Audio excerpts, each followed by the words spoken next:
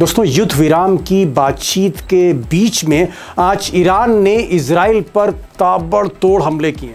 हमले इतने भयानक थे कि इजराइल के सबसे बड़े शहर तेल अवीव में कई इमारतें ढह गईं और पोर्ट सिटी हाइफा का तो हाल ये था कि कई इजरायली नागरिक मलबे में दबे हुए हैं, ऐसी खबरें आ रही थी।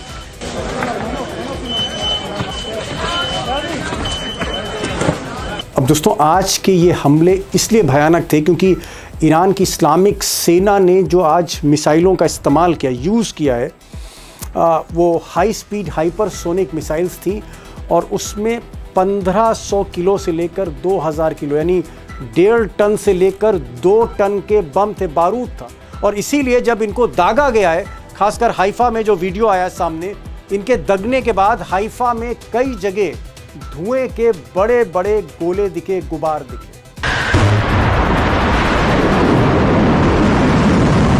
उधर इजराइल के एक और इलाके पेटा टिकवा में जब धमाके हुए मिसाइलों से, तो ये इतने ज़ोरदार धमाके थे कि सड़क पर जो कार खड़ी थी, इसके इम्पैक्ट से वो कार हवा में रोल करने लगी।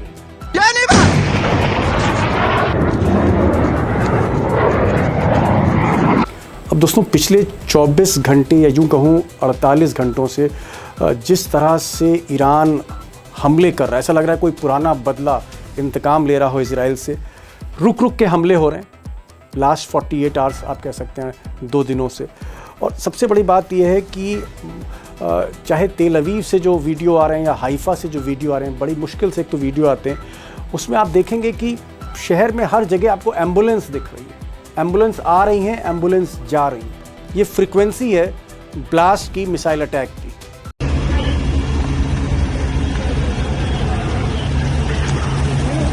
अब दोस्तों, एक तरफ ट्रंप साहब की जो डेडलाइन है, जो सीज़ फायर की, युद्ध विराम की जो डेडलाइन है, वो ख़त्म होने जा रही है। कुछ ही घंटे बचे हैं और उसके बाद हो सकता है सीज़ फायर हो, युद्ध विराम हो। ये भी हो सकता है कि युद्ध विराम ना हो। इस पर मैंने वीडियो पहले भी बनाया और आगे भी इस पर वीडियो सीज़ फायर पे बनाऊंगा, क्योंकि डेवलपिंग सिचुएशन है, इवॉल्विंग सिचुएशन है।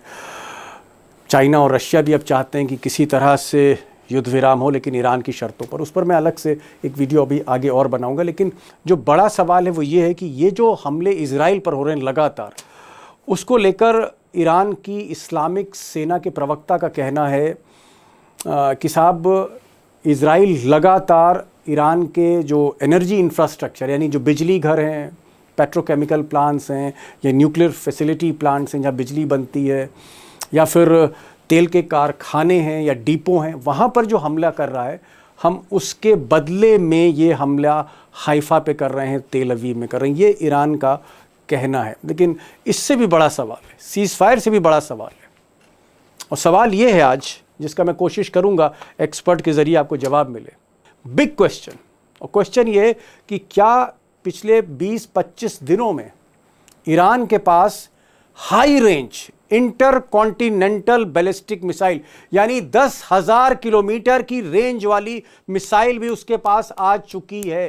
क्या ये खबर सही है? और अगर ये 10,000 किलोमीटर के रेंज की मिसाइल उसके पास आई है, तो क्या निशाना फिर तेहरान से वॉशिंगटन डीसी साधा जाएगा?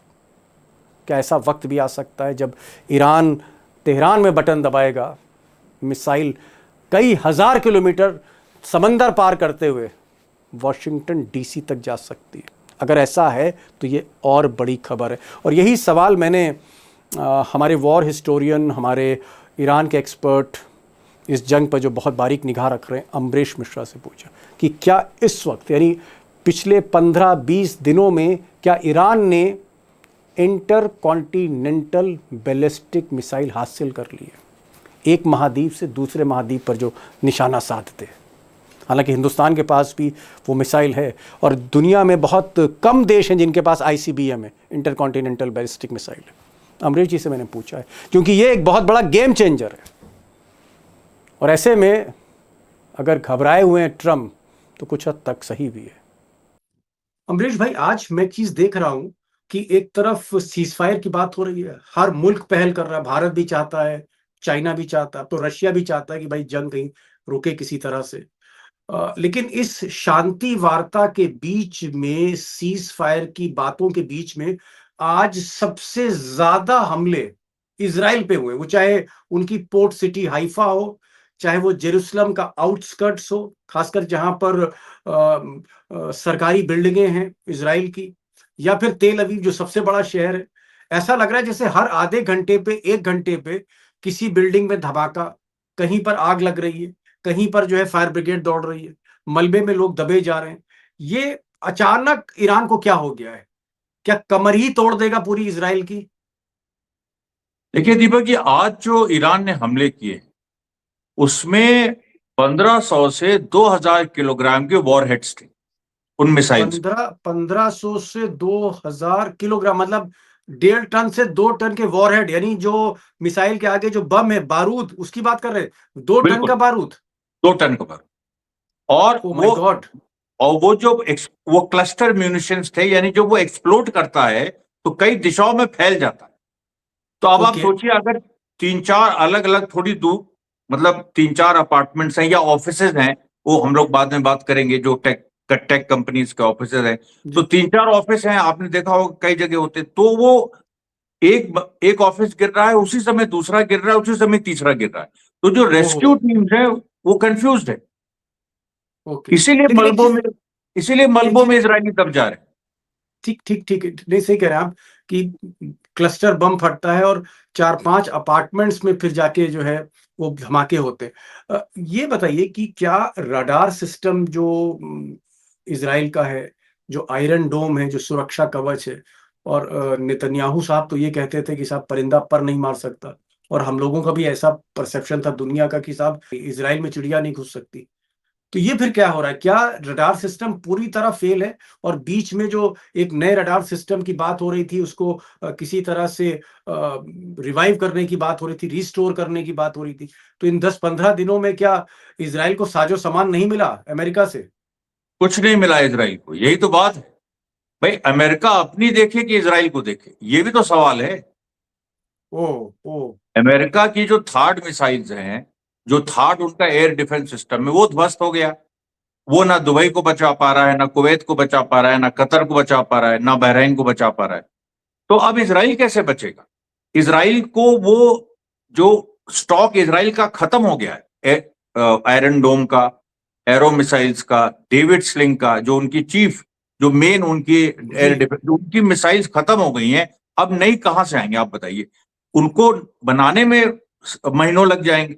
बड़ा पॉइंट है। दोस्तों, इंटरसेप्टर मिसाइल, यानी जो मिसाइल इंटरसेप्ट करती है दुश्मन की मिसाइल को, वो इंटरसेप्टर मिसाइल्स की शॉर्टेज है, और वो शॉर्टेज का सामना सिर्फ इसराइल नहीं कर रहा है, शॉर्टेज का सामना अमेरिका को भी करना पड़ रहा है।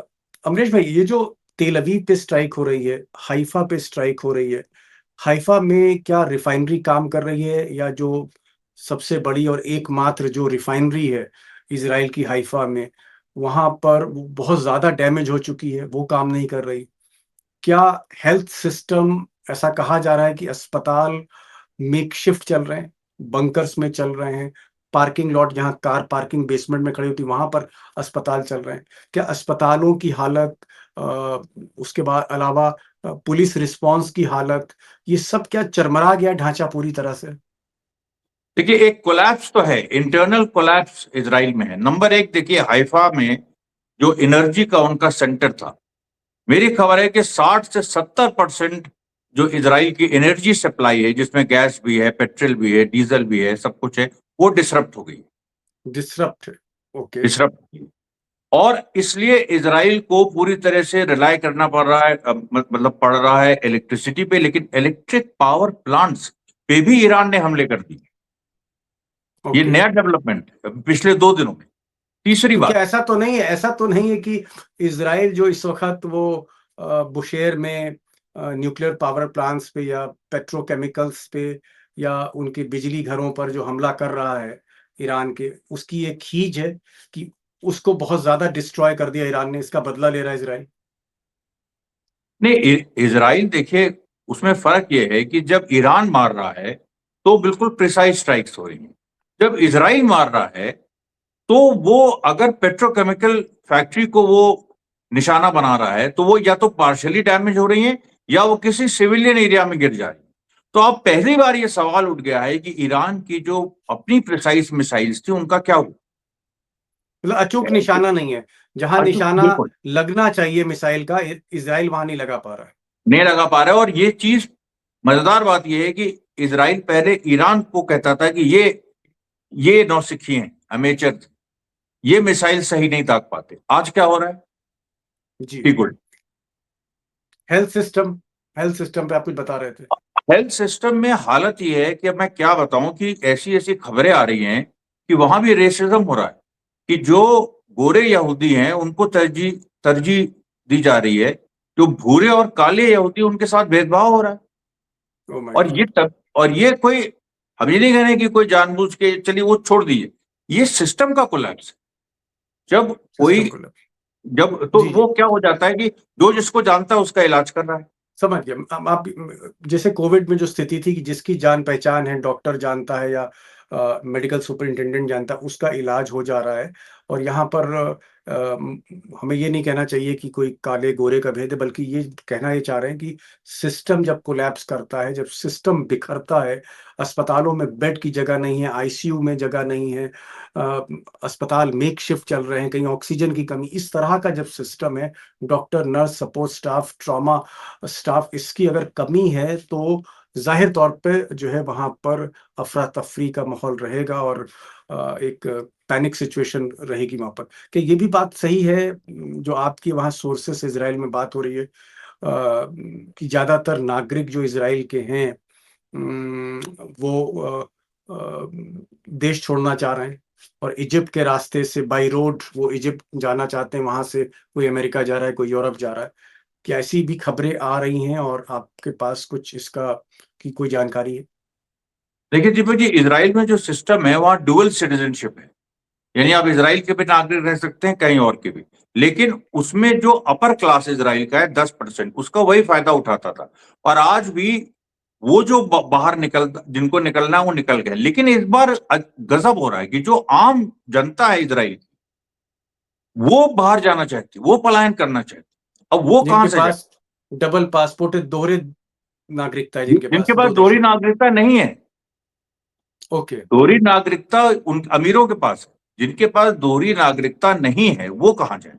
या मान लीजिए इथोपिया से आए हुए हैं, इथोपिया से बहुत सारे ज्यूज आए हुए हैं।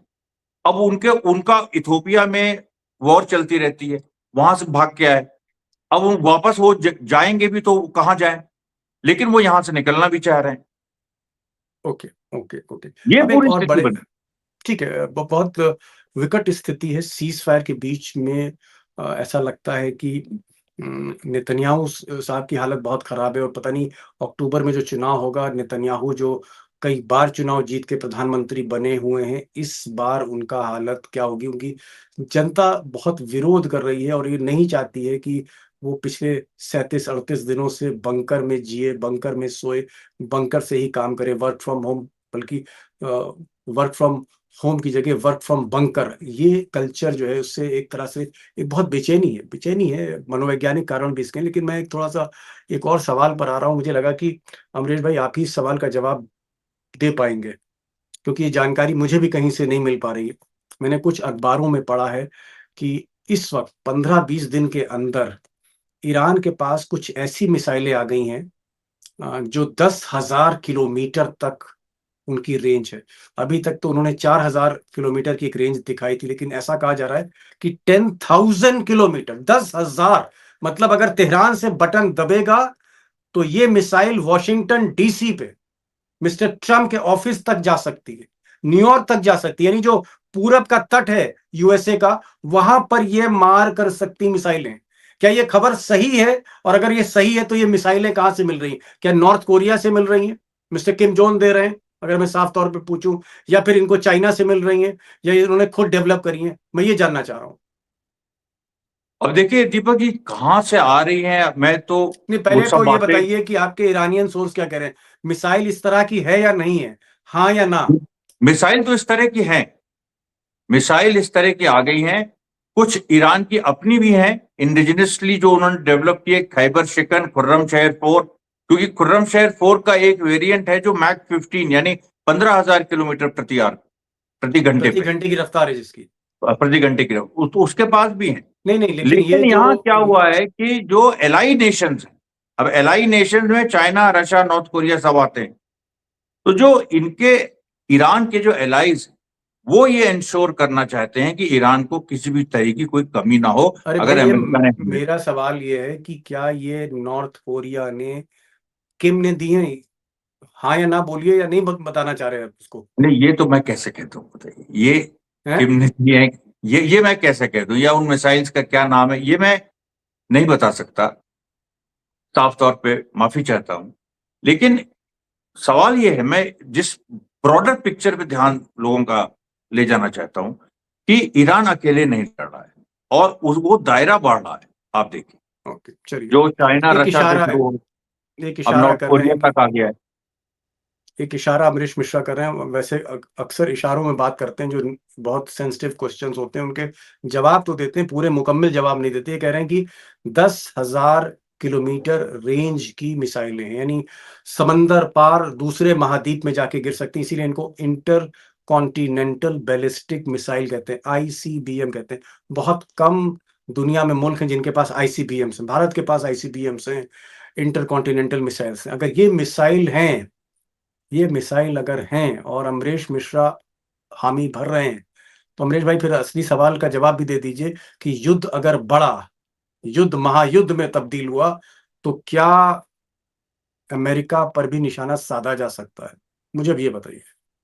देखिए, इसके बारे में मैं बोल सकता हूं कि yes, O America my god! Can be hit, America can be hit. And that technology and that missile is with Iran. That those missiles have the capacity to hit America. चलिए, बड़ी बात कही, बहुत बड़ी बात दोस्तों कही। मुझे लगता है कि जो लोग हमारे दोस्त इंटर कॉन्टिनेंटल बैलिस्टिक मिसाइल की मारक क्षमता को जानते होंगे कि दुनिया के किसी भी कोने में आप किसी भी इमारत को ध्वस्त कर सकते हैं। और जिस जिस मुल्क के पास चाइना की चिप टेक्नोलॉजी है, जिस मुल्क के पास रशिया का लाइव आप कह सकते हैं सैटेलाइट, उसके पास फीडबैक है, और उसके पास खुद अपनी जबरदस्त मिसाइल टेक्नोलॉजी, वो कितना बड़ा खतरा बन सकता है अगर ट्रम्प कोई बेवकूफी कर जाते हैं। और शायद कल इसीलिए अली अकबर विलायती, जो सबसे सीनियर मोस्ट लीडर है ईरान के और बहुत चर्चित नेता हैं और फिलोसफर भी हैं, पॉलिटिशियन भी हैं, डिप्लोमेट भी हैं, और मुस्तबा खुमैनी साहब के उस्ताद भी आप कह सकते हैं, उन्होंने कहा था कि अगर ट्रम्प ने बेवकूफी करी तो बहुत बड़ी गलती ट्रम्प कर जाएंगे अमेरिका के लिए। और शायद तब दो तीन ऑप्शन ईरान के पास रहेंगे। एक, कि वो रूट नंबर 1 के साथ, तेल की जो रूट नंबर 1 है हॉर्मुज की खाड़ी के साथ, वो यमन के पास जो लाल सागर का जो रास्ता है वो भी बंद कर सकता है। और दूसरा, जो आज बड़ी खबर की तस्दीक करी अमरीश मिश्रा ने, कि 10,000 किलोमीटर वाले रेंज की मिसाइल, उसका भी इस्तेमाल हो सकता है सीधे अमेरिका पे। अमरीश भाई, बहुत बहुत शुक्रिया इस तरह की जानकारी देने के लिए। मुझे नहीं लगता कि जल्दी इस तरह की कोई जानकारी शेयर करता है, साझा करता है, लेकिन आप वाकई साझा करते हैं, और आपकी एक रिसर्च भी है 24 घंटे की। बहरहाल अब देखते हैं आगे दोस्तों क्या होता है। सीज फायर होता है, नहीं होता है, युद्ध विराम होता है, नहीं होता है, या अल्टीमेटली ईरान उसको खारिज कर देता है, क्योंकि किसी कीमत पर ईरान हॉर्मुज की खाड़ी जो है वो खोलना नहीं चाहेगा जब तक उसकी शर्तें मंजूर नहीं होंगी। लेट्स सी, मैं आपको अपडेट दूंगा, क्योंकि बहुत इवॉल्विंग सिचुएशन है, एनीथिंग कैन हैपन। ये जो युद्ध है आउट ऑफ कंट्रोल हो सकता है, नियंत्रण के बाहर जा सकता है, और हो सकता है कि कहीं ना कहीं कुछ ऐसा चमत्कार हो जाए कि युद्ध रुक भी सकता है। अगले 24 घंटे बहुत इंपॉर्टेंट है। अमरीश जी, हमारे साथ जरूर बने रहिएगा आप। Thank you so much, thank you so much Amrish साहब, फॉर ज्वाइनिंग दिस प्रोग्राम, और इतनी बड़ी बड़ी बातें आप बताते हैं। Thank you so much.